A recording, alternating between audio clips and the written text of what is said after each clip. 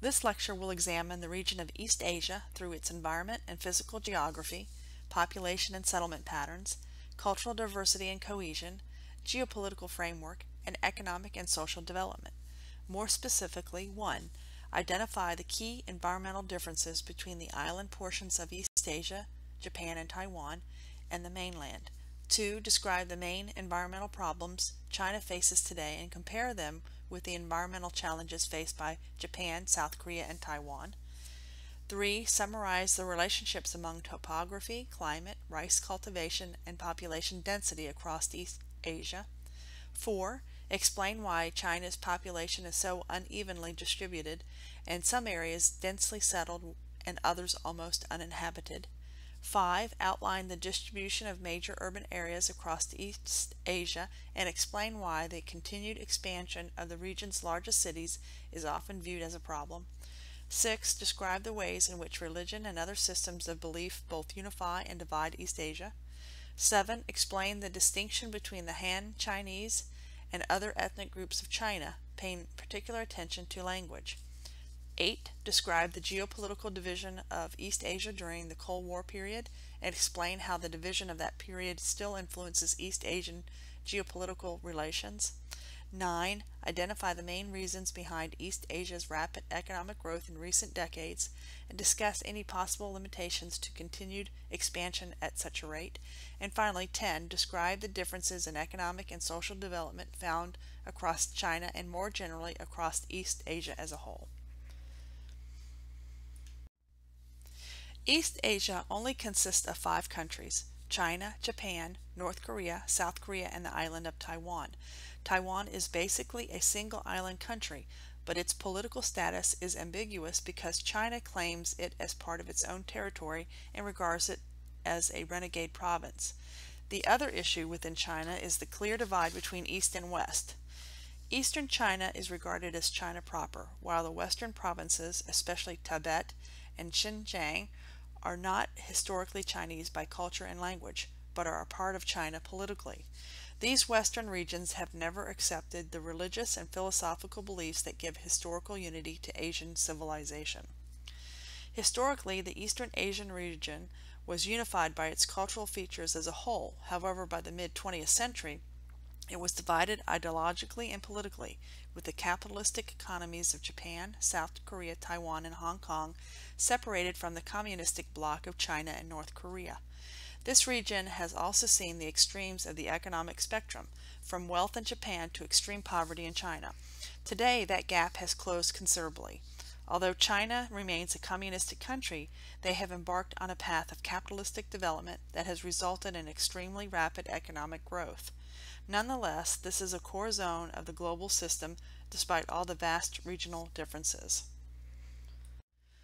The physical geography of mainland East Asia varies widely, from the high plateaus and desert basins of western China to the broad river valleys and vast plains of eastern China. In the island region, landscapes are shaped by the convergence of 3 major tectonic plates, the Eurasian, Philippine, and Pacific. The climate in this region is quite diverse. East Asia is located in roughly the same latitudinal zone as North America, and climatic parallels exist between the 2 world regions. The northernmost tip of China lies at the same latitude as Quebec and shares a similar climate, whereas southern China approximates the climate of Florida. In Japan, maritime influences produce a milder climate. As shown in the map, Japan has several sizable lowland plains, primarily along the coastline, but they are interspersed among rugged mountains and uplands. This is one of the world's most rugged countries with heavily forested uplands, which are contained in about 85% of the country. Because of its location at the convergence of 3 major tectonic plates, Japan experiences numerous earthquakes. Volcanic eruptions can also be hazardous and are linked directly to Japan's location on tectonic plate boundaries. Japan has over 100 volcanoes that make up 10% of the world's volcanoes. Additionally, much of Japan's coast is vulnerable to devastating tsunamis caused by earthquakes in the Pacific Rim. Tsunamis are large, destructive ocean waves when they reach the shore. In addition, cold, moist air moving off the Sea of Japan produces heavy snows in the northwestern Japan and along the country's mountainous spine, as shown in the photo. Numerous major ski areas dot the Japanese Alps, several of which have hosted world-class sports competitions, including the 1998 Winter Olympics. In March 11, 2011, Tohoku earthquake and tsunami were one of the most devastating natural disasters of recent times. At its extreme, the tsunami wave was over 113 feet high, giving it enough power to wash away entire villages. More than 15,000 people died as a result. The repercussions of the earthquake and tsunami were enormous across Japan. Besides the loss of life, many local economies were devastated. Billion-dollar seawalls collapsed, and nuclear power plant damage caused leakage of large quantities of radiation. China is a vast country with diverse environments. In this region, we will examine China proper, which is divided into north and south basically by the Yangtze River. North China proper consists of flat plains in the east, desert in the north, Loess Plateau in the northwest portion, and northeast is dominated by broad, fertile lowland basin between two mountain ranges. The southern range separates China from the Korean peninsula. The Loess Plateau is a fairly rough upland of moderate elevation with fertile soil and huge coal deposits. Southern China proper is a land of rugged mountains and lowland basins. The rugged coastal province of Fujian lies in southeastern China, shown in the photo. Here the coastal plain is narrow and the shoreline deeply indented, producing a picturesque landscape. Because of the limited agricultural opportunities along this rugged coastline, many Fujianese people work in maritime activities. Taiwan, off the coast of southern China, is an island of alluvial plains in the west and rugged mountains in the east. Like Japan, Korea has extensive uplands interspersed with lowland plains. The country's highest mountains are in the north, along with the sizable rivers, whereas its most extensive alluvial plains are in the south. South Korea's provinces, shown in the map, are culturally as well as physically distinctive. This vast world region has been almost completely transformed from its natural state and continues to have serious environmental problems. In China, some of the more pressing environmental issues involve deforestation, desertification, flooding, water control, pollution, and soil erosion. These issues in China were largely due to a large population, massive industrial development, and its physical geography. Because of the need to clear forests for wood products and agricultural lands, China's mountain slopes have long been deforested, as shown in the top left photo. Without forest cover, soil erosion is a serious issue. In addition, the Yellow River, or Honghe, is sometimes called the cradle of Chinese civilization, owing to its historical importance. However, due to the increasing extraction of water for agriculture and industry, the river now often runs dry in the lower reaches. In the top right photo, two children are playing on a boat in the dried-up river bed in China's Yunnan province. Furthermore, major Chinese cities suffer from some of the worst air pollution in the world. As evidenced in the photo at the bottom of Shanghai, the resulting haze can make it difficult to see for more than a few city blocks. Desertification is also an issue in northwestern China proper.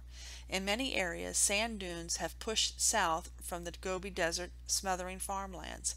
The government has responded with massive dune stabilization programs, as shown in the photo on the left. By spreading dried vegetation and then planting grass seeds, the dunes can be stabilized. In the Loess Plateau, large-scale eco-development projects funded by the World Bank and other organizations have finally begun to reduce and even reverse the environmental degradation, especially soil erosion, of China's vulnerable Loess Plateau. Loess consists of fine, wind-blown sediment that was deposited on this upland area during the last ice age. Terracing and tree planting efforts, shown in the photo on the right, have been especially successful in reforesting the area. East Asia's rapid industrialization has forced the region to expand its energy generation at breakneck speeds. China is now the world's largest energy consumer and derives 70% of that energy from coal and oil. The chart shows the surging demands of China's energy use. The burning of coal has led to extreme air pollution in urban areas, therefore has led to seeking alternative energy sources in wind farms and hydroelectricity. Japan, on the other hand, lacks much of the resources to produce natural energy and therefore depends almost entirely on imports from other countries for their energy needs, except for nuclear energy, which accounts for 13% of Japan's energy consumption. The Yangtze River has historically been the main avenue of entry into the interior of China and is celebrated in Chinese literature for its beauty and power, especially around the Three Gorges area as shown in the photo at the bottom left. Yet this river has been a source of controversy, where the largest hydroelectric dam in the world was completed in 2006 to meet some of the energy needs of China's growing demands. The controversy stems from the building of this dam, shown in the bottom right, which has displaced 1.2 million people living in the area, has flooded a major scenic attraction, trapped sediment and pollutants in the reservoir, and has disrupted the natural habitat for several endangered species, including the Yangtze River dolphin. The top two satellite images show the before and after picture at the Three Gorges Dam area. Although many people have complained, China's planners praise the water control benefits provided by dams, in addition to the energy it produces.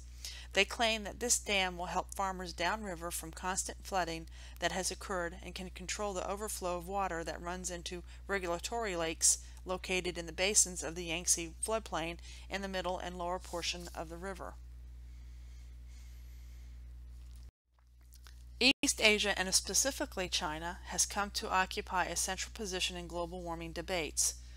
Due to China's rapidly growing economy, they are the number one emitter of carbon dioxide and have no plans of slowing down. For many years, the Chinese government has insisted that economic growth take priority over reducing greenhouse gas emissions. As shown in the graph, China's carbon dioxide emissions have surged ahead, overtaking those of other countries. Some of the effects on this region due to climate change would be the decrease in agricultural output due to warmer temperatures, increased evaporation rates of the glaciers on the Tibetan Plateau, and more intense storms in an already flood-prone region. On the other hand, Japan, while emitters of greenhouse gases, is widely regarded as a world leader in a broad range of climate-friendly technologies. Video question 1. Please pause the video and answer the following. Describe the controversy surrounding the Three Gorges Dam. What are the pros and cons of the dam? In your own words, using the text as a guide, be thorough and specific in your answer.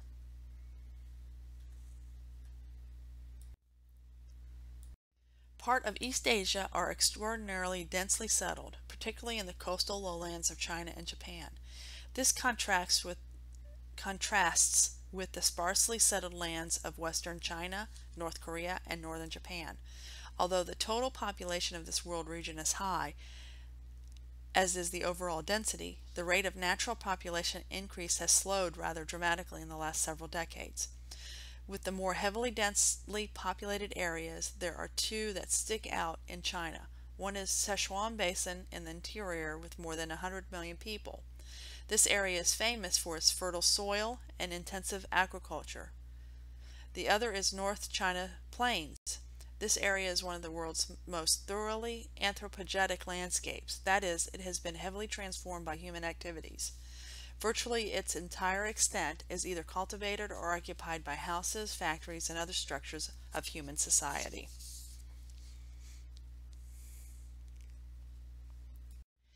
As shown in the population indicator table, this area has low or negative rates of natural increase, negative population growth, which can present a problem in the future, and varied rates of urbanization. China has one of the world's highest populations, yet is the least densely for this region due to its vast land mass that stretches from east to west. Human and agricultural space is very limited due to Japan's mountainous landscapes. Therefore, Japanese landscapes often combine dense urban settlement with small patches of intensely farmed land. Here, a small farm is immediately adjacent to an urban neighborhood as shown in the photo on the left. On the other hand, China's Loess Plateau is thinly settled and houses are often constructed underground. Although these dwellings are cool in the summer and warm in the winter, they tend to collapse easily during earthquakes. China has one of the world's oldest urban foundations, dating back more than 3,500 years. China's urban system is well balanced with sizable cities evenly spaced across the landscape. There are no primate cities, therefore no one city overshadows the other in terms of population size. Chinese cities can best be described by central place theory, in which cities formed and grew accordingly to a hierarchy of urban places, with a uniformity of spaced larger cities surrounded by constellations of smaller cities, each of which will be surrounded by smaller towns. Hong Kong is a unique city in China. Up until 1997, it was controlled by Britain.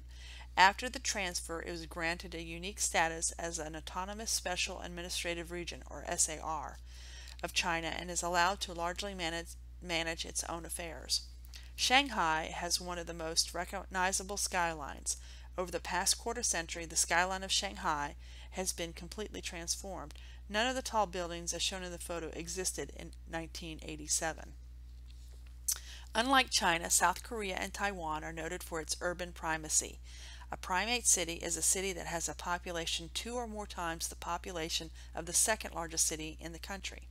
In addition to population, urban primacy also involves political, economic, and cultural functions within the city. For example, Seoul, South Korea contains more than half its country's population. It's its capital, and its major economic and cultural institutions are concentrated there. Japan, on the other hand, is noted for its metropolitan growth in many cities, and the result has been the creation of a super-conurbanization, sometimes called a megalopolis, which is a huge zone of blended metropolitan areas. The inset map shows the rapid expansion of Tokyo in the post-war decades. Today, the greater Tokyo metropolitan area is home to roughly 35 million people. The larger map shows the cluster of urban settlements along Japan's southwestern coast. The major area of urban concentration is between Tokyo and Osaka, a distance of some 300 miles, known as the Tokaido Corridor. By some accounts, 65% of Japan's population lives in this area. The extremely high population density of Tokyo and other large Japanese cities forces most people to live in crowded apartment blocks. The photo depicts Tokyo's Danchi high-rise apartment complex. Video question number 2. Please pause the video and answer the following. Compare and contrast the difference between China's urban system and Japan's urban system. What terms were used to describe each one? In your own words, using the text as a guide, be thorough and specific in your answer. The entire region in some respects is the most culturally unified region in the world. It shares historically rooted ways of life and systems of ideas tracing back to ancient Chinese civilization. These unifying characteristics are related to religious and philosophical beliefs and writing systems. Its written language was unique to no other in the world and was based on ideographic writing. Ideographic writing is a system where each symbol or character represents an idea, not a sound as in other alphabets. Confucianism, a philosophy developed by Confucius, was also a very unifying characteristic for the region.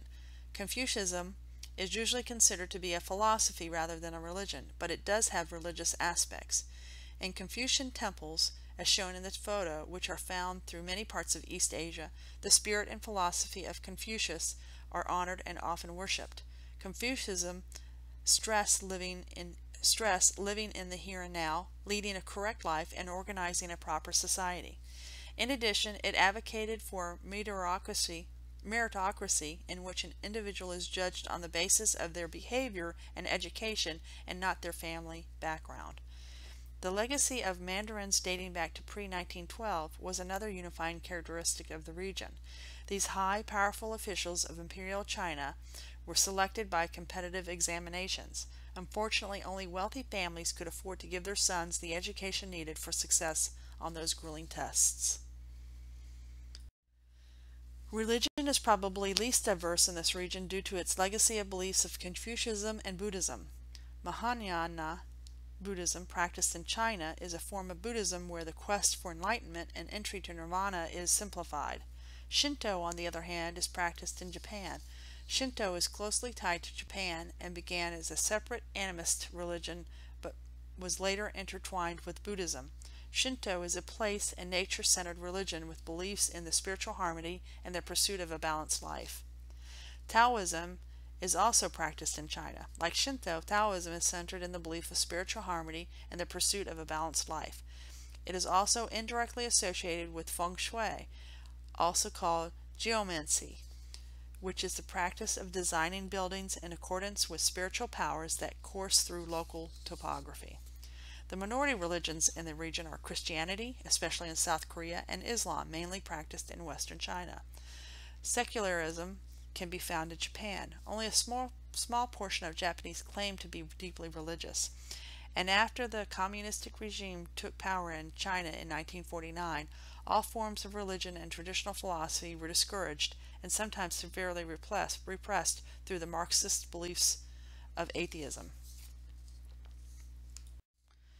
The linguistic geography of Korea and Japan is very straightforward, as the vast majority of people in those countries speak Korean and Japanese respectively. In China, the dominant Han Chinese speak a variety of closely related Sinitic languages, the most important of which is Mandarin Chinese. All Sinitic languages are tonal and monosyllabic, meaning their words are all composed of a single syllable, and each basic syllable changes according to the pitch in which it is uttered. In the peripheral regions of China, a large number of languages belonging to several different linguistic families can be found. China's Yunnan province is the most linguistically complex area in East Asia, as shown on the map. In Yunnan's broad valleys, its relatively level plateau areas, and its cities, most people speak Mandarin Chinese. In the hills, mountains, and steep-sided valleys, however, people speak a wide variety of tribal languages, falling into several linguistic families.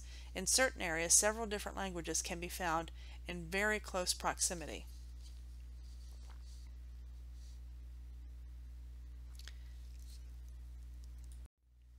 There are several ethnicities in this region to note. They are all considered Asian, but within each country there are differences. One such difference is within China. Chinese can be divided basically into two groups, Han and non-Han Chinese. Han are the dominant group whose legacy stems from the Han dynasty handed down through the ages. The non-Han generally live in remote upland regions of China proper. Non-Han are usually classified as tribal in China, which assumes that they have a traditional social order based upon autonomous village communities. The photo on the left shows a Mao village in Yunnan province. Another difference between peoples is in Japan. The distinction here is with the Japanese living in the south and the Ainu in the north. The Ainu are completely distinct from the Japanese and possess their own language and have recognizable physical appearance. The indigenous Ainu people of northern Japan are much reduced in population, but they still maintain some of their cultural traditions. Shown in the photo on the right, Ainu men participate in the Marimo festival on the northern Japanese island of Hokkaido.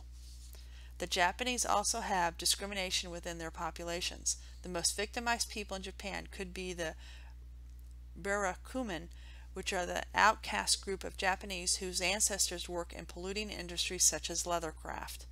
In contrast to the diversity of China and Japan, and like Japanese people, Koreans are a relatively homogeneous people. Video question number 3. Please pause the video and answer the following. Even though all peoples of this region are considered Asian, describe the ethnic diversity that exists in this region. List 3 examples. In your own words, using the text as a guide, be thorough and specific in your answer. This region remains one of the world's geopolitical hotspots. Tensions are particularly severe between capitalist, democratic South Korea and the isolated communist regime of North Korea, and also between China and Taiwan. China has had several border disputes with India and Taiwan, whereas Japan and Russia have not been able to resolve their quarrel over the southern Kuril Islands. The Chinese lost influence and territory in the 19th century as European powers expanded. Although China regained its autonomy and most of its territory by the 1900s, Russia retained large areas that were formerly under Chinese control. The first half of the 20th century saw the rapid expansion of the Chinese Empire, which ended with the defeat of Japan in World War II. There are few territorial issues in this region. One of them is of North and South Korea. North and South Korea were divided along the 38th parallel after World War II. Today, even after the conflict of the early 1950s, these states are separated by the Demilitarized Zone, or DMZ, as shown in the photo on the left, which runs near the parallel and which is actively patrolled by armed forces. The Senkaku Dayao Islands, as shown in the photo on the right, are rugged and uninhabited islands of the East China Sea. These islands are administered by Japan but claimed by both China and Taiwan. As China has increasingly emphasized its claims to these rocky islands, tensions with Japan have mounted.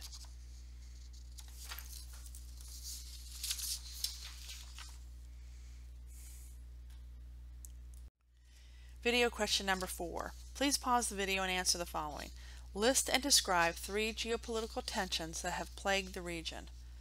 In your own words, using the text as a guide, be thorough and specific in your answer. East Asia exhibits a wide range of economic and social development. Japan's urban belt contains one of the world's greatest concentrations of wealth, whereas North Korea is one of the world's most impoverished societies. Overall, however, East Asia has experienced rapid economic growth since the 1970s, with 2 of its economies, those of Taiwan and South Korea, jumping from the ranks of underdevelopment to developed. Over the past 2 decades, China has experienced the most rapid economic expansion in the region, turning it into the world's second largest economy after the United States. After the 1950s, Japan began exporting manufactured products globally, and by the 1980s was a leader in many segments of the global high-tech economy. However, Japan had an economic downturn in the 1990s and have been slow to recover since. Despite a slow recovery, Japan continues to be a core country in the global economy, which includes a wide array of high-tech fields. Japan is a world leader in robotics, and Japanese researchers are now working hard to create useful humanoid robots, like the one shown in the photo here. Furthermore, Japan has a high cost of living, especially in housing, food transportation, and services. On the other hand, Japan also enjoys many benefits not found in the United States, like low unemployment rates, free health care, extremely low crime rates, high life expectancy rates, and the lack of extreme poverty. During the 1970s, China, still communistic, began implementing a capitalistic approach to their stagnant economy and tie it more into the world's economy. In 1995, almost 80% of the Chinese economy was controlled by the government, but by 2009, over 70% was controlled by private enterprise. In the beginning, it was the agricultural industry in that farmers could sell their products in open markets for profits, but by the late 1980s, that shifted to the urban industrial sector. One of China's most important early industrial reforms involved opening special economic zones, or SEZs, in which foreign investment was welcome and state interference was minimal. One such zone is the city of Shenzhen, as shown in the photo. The city of Shenzhen, adjacent to Hong Kong, was one of China's first special economic zones. It has recently emerged as a major city in its own right. The basic strategy was to attract foreign investment that could generate exports, the income from which would supply China with the capital it needed to build its infrastructure and thus achieve conditions for sustained economic growth. Although China has seen rapid economic expansion since the late 1970s, the benefits of growth have not been evenly distributed throughout the country, as shown in the map of GDP.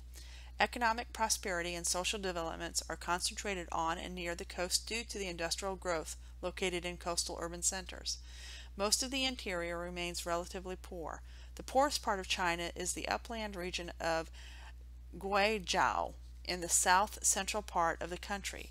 By 2013, the gap between the rich and the poor had become so large that the government pledged that it would undertake efforts to reduce such disparities. As China has moved to a market-based economy, its former extensive system of rural medical clinics have deteriorated. Some observers fear that levels of both health and education may be declining for the poor segments of China's population. In addition, as China's economy grows, tens of millions of people are moving from the countryside to urban areas. Many of these people, however, do not have the official permission to live in cities, and thus undocumented migrants in their own country. Population policy also remains an unsettling issue for China. Due to a highly concentrated density, China had instituted its infamous one-child policy in the 1980s. It was by large successful and reduced the country's fertility rate considerably. But due to this decline in population, China is now concerned about a potential labor shortage and its aging population. One downside of the one-child policy was that gender-based abortions occurred once the parents knew it would be a girl. The Chinese still believe that the male heir is necessary to maintain its lineage and therefore are preferred over girls. These gender-selected abortions have had an effect on a gender imbalance. Unfortunately, China is still a male-oriented society and therefore gender inequity exists. Video question 5. Please pause the video and answer the following. Explain why the levels of social and economic development vary so extensively from the coastal region of China to the interior portions of the country. In your own words, using the text as a guide, be thorough and specific in your answer.